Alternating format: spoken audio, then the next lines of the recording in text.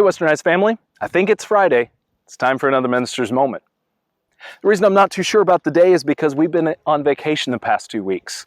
We've had a lovely time. We've had a great time going from here. We went to Mount Rushmore, the mountain with the faces on it. Then we went over to the Grand Tetons and then did Yellowstone and then came back home. We put a whole lot of miles on the car and we're kind of road weary for it. But I was also adding up how many miles we put on our feet. Nearest that I can figure is it's got to be around 30 miles that we hiked or walked around these parks. And that's very tiring, but oh man, was it worth it. We got to see some amazing things because we were willing to get out of the car and go experience the trail.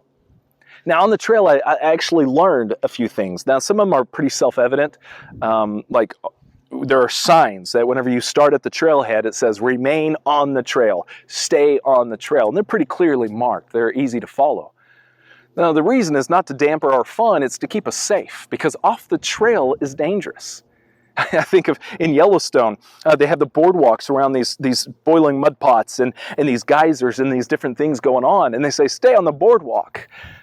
Because if you don't, you may step on a thin piece of earth and become rotisserie chicken all of a sudden. And no one wants that.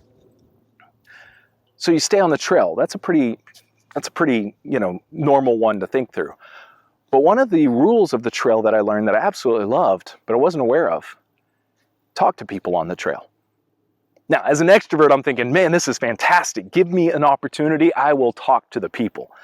But the reason being on this is so that you can communicate about what's ahead or behind. So if someone's coming from the trail, coming down, and I'm going up, they can say, hey, you know what? Be careful. There's a slippery spot ahead. Or, hey, look off to the left when you get up to around this bend, there's an elk. Or whatever it may be.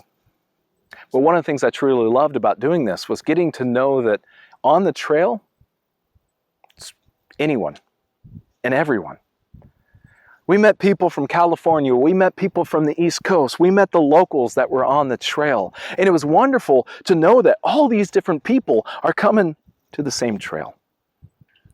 In some ways, I might say that we were all in this together. Now, you've heard that before. We've said that often during the pandemic with all the things going on, saying, hey, we're all in this together. Now, what we mean is not that we're all handling this the same way. What we don't mean that we are all approaching it the same way. What I do mean is that we're all on the same trail.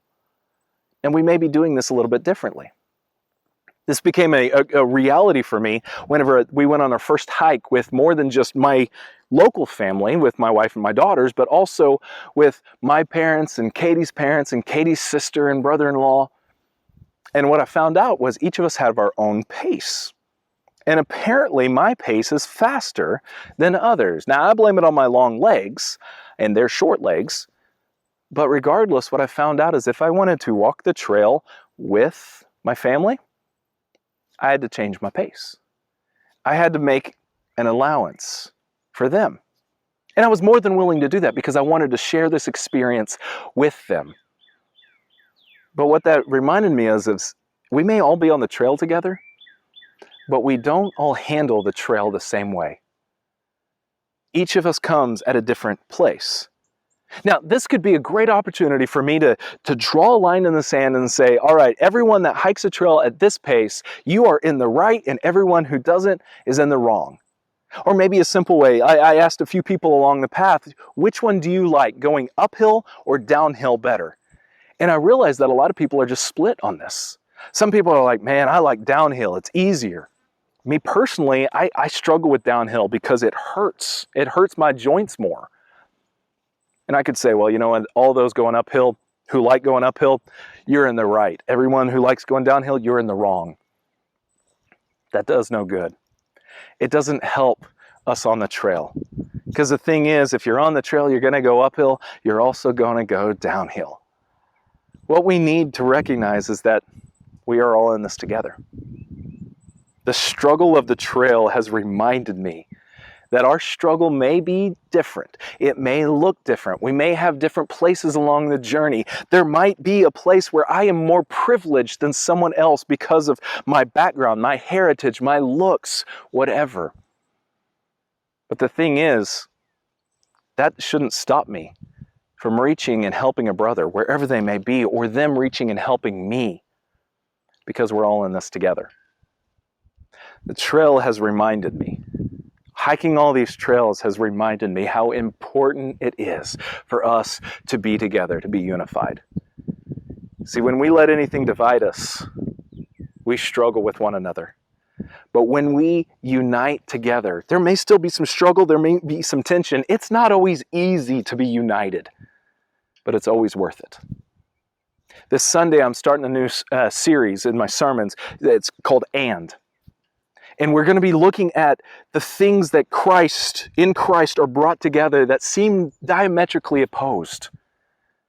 And the thing is, in Christ, through the blood of Christ, these things can be unified.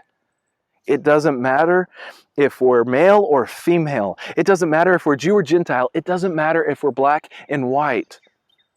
We are together in Christ. Now, we have a lot of things to work through, no doubt.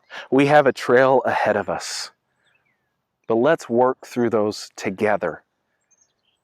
And let's let the and of our Christian faith define our movement. Love you guys. Hope you have a great day.